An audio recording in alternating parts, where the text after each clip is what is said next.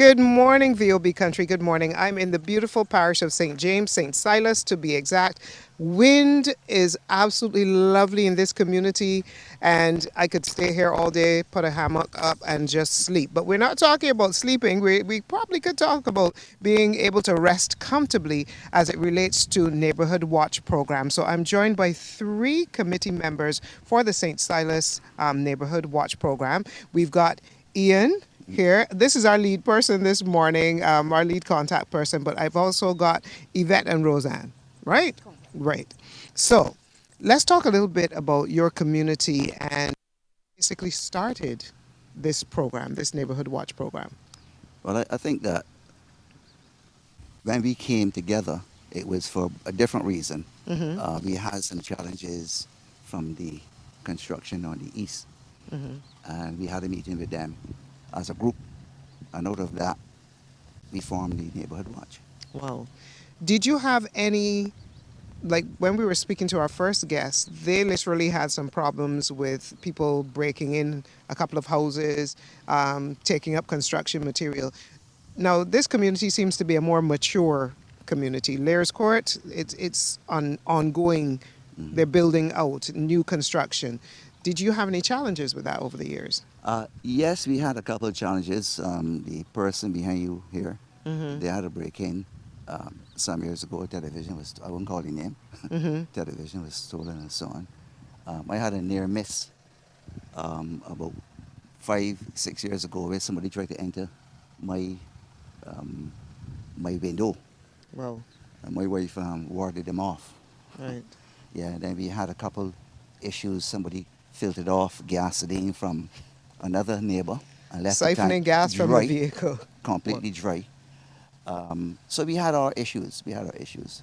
Okay, let's chat with Pastor the microphone. Talk to me about your role in the Neighborhood Watch and why you think it's so important for your community.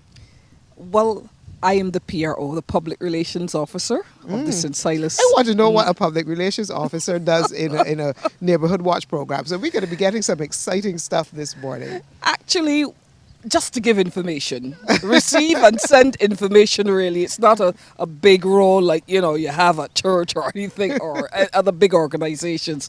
Just to receive and send information. And the truth is, all of us do it at the end of the day, even though I'm the PRO.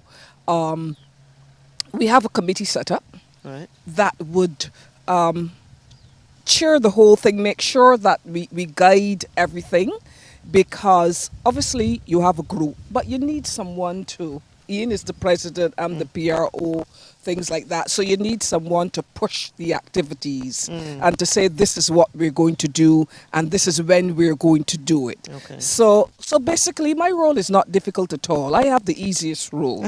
You know what I mean?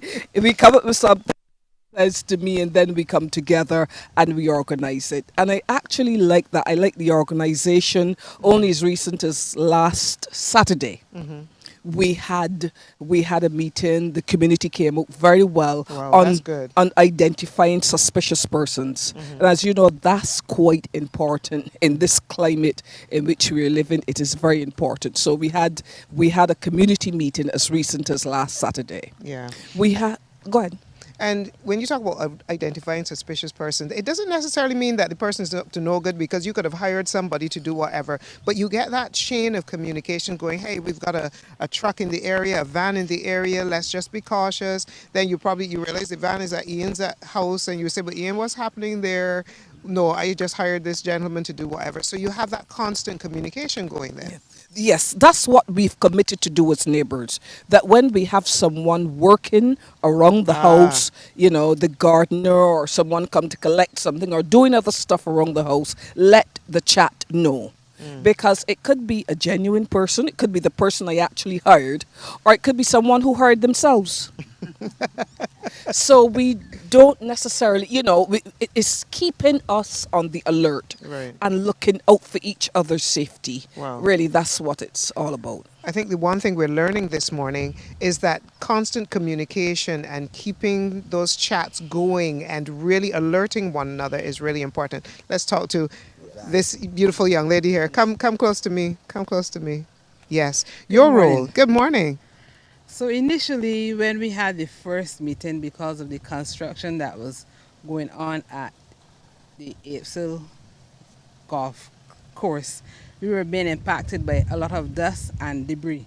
So we thought that we should get together and meet with them. But before all of that, we started a WhatsApp chat group, and I was the coordinator for that.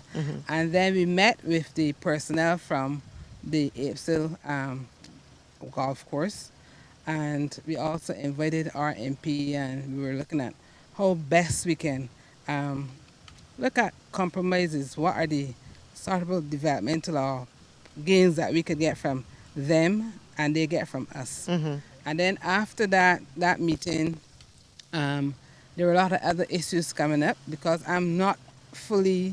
I wasn't here as long as Ian, but I'm still here for probably over 5 years. So then we said it would be best to formalize the group and get it going, and that is where we started, and that was my initial involvement. I'm still involved. So, to someone listening, they have their own community, but they don't have a neighborhood watch programs. What would you say would be a major benefit for actually trying to formalize something like that? So I think initially, people in communities like these, they need to know their neighbors and know each other. So an initial get to know each other meeting would be a start, and then an exchange of contact numbers so that if anything happens in your area, because it's not just these two gaps, many other gaps down, many other avenues down. So that first initial communication of getting to know, and then explaining the purpose of wanting to get to know, as was mentioned before. If I'm hiring a gardener, if they see anybody strange and they know that this person doesn't come to Roseanne, Roseanne is at work, they could reach out to me and say, well, this is what I'm saying. Are you expecting anybody? That sort of thing helps. And in the climate that we are currently experiencing, it is better to be your brother's keeper than to be a brother's loser. Wow. I'm loving what I'm hearing this morning. So remember, if you're thinking about starting a neighborhood watch program in your community, it's really important, first and foremost, to get to know your neighbors. I mean, let me go back to Ian here. I think we grew up in the kind of, it's a strange thing. The village, Hmm. yes, but still there's a sense of you don't need to know me, I don't need to know you, and that gap is widening where you're all up in my business. Community getting together to protect each other. Yeah, some people might say it's the price of progress. When people get busier, they tend not to look out and reach out to other people. But we've overcome that, and we've got tight community, very good and very tight. Like she said last week, she mentioned last week we had a meeting on identifying persons. And my background is security. Ah, that helps. Yeah, it does, and security management is an issue that we cannot take for granted. And one of the major things is what she mentioned: people that we do not recognize. Um, it is very, very important to recognize people and be able to describe them to the police. And that's we had a session last week dealing with that. Wow. Okay, and we got service from the police force, whole town. At our last meeting, our first official meeting, we had Senior Superintendent Acting Cobbler.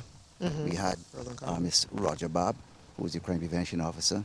Our resident lead officer is Roy Thompson, and we see him And you know him by name. such a good relationship with them. They respond to us adequately. I think that is so powerful. The fact that you're the second community that talked about, having a relationship with the Barbados Police Service and getting that professional Yeah, information out there's there. no doubt about it. Not anything to do with crime, the police got to be involved. It is not. It is not something that we can say or leave.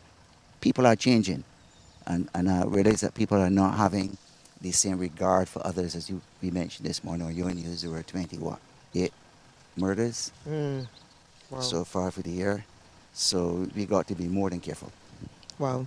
So, if you ever thought of starting a neighborhood watch program, I mean, these individuals that we've been chatting with this morning one thing we keep hearing over and over again: you have to talk, you have to communicate, you have to come out of that shell. I mean, you don't have to attend every neighborhood watch event, but you do have to communicate, get involved, start a community WhatsApp chat first and foremost. Hey, Gloria, Mavis, Gladys, there's something going on near your house. Did you hire someone?